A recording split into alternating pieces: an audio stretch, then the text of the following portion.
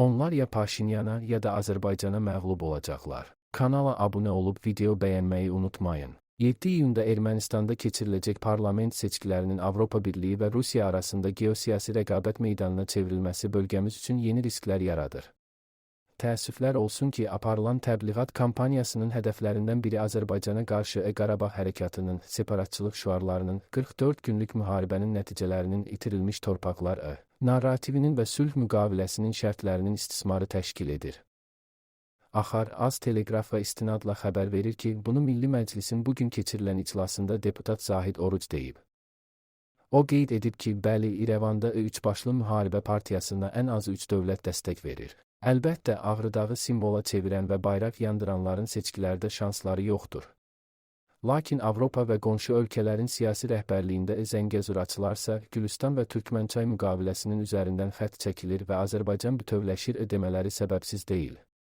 Əsrlər boyu türk və Azərbaycanlı xofunu ermənilərin şuuraltına yeridən və ərazisində ordu saxlayanlar indi Azərbaycanlı və erməni liderlərin vasitəsiz danışıqlarını, əməkdaşlığını və Qarabağ məsələsinin gündəlikdən çıxmasını görüb ənənəvi qorxu siyasətini sata bilmədiklərindən qəzəblənirlər.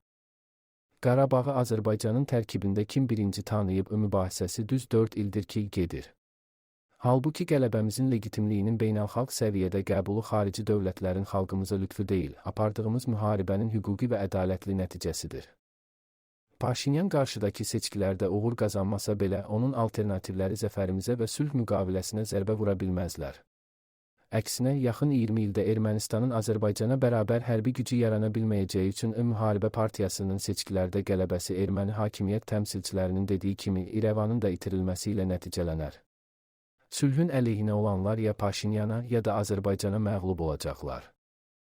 Deputat bildirib ki, Qarabağ məsələsini gündəliyə qaytaranlar erməni xalqını köləlikdə saxlamaq istəyənlərdir. Soyqırımlı dövlət siyasətindən çıxaran, böyük yox, real Ermənistanda yaşamaq istəyənlər ölkələrinin karta, geosiyasi alətə və silaha çevrilməsinin tarixi nəticələrini ağır şəkildə ödədiklərini anlayırlar.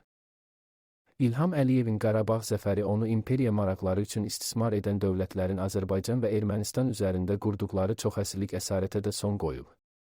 Deməli, biz təkcə torpaqlarımızı yox, siyasi azadlığımızı da qazanmışıq.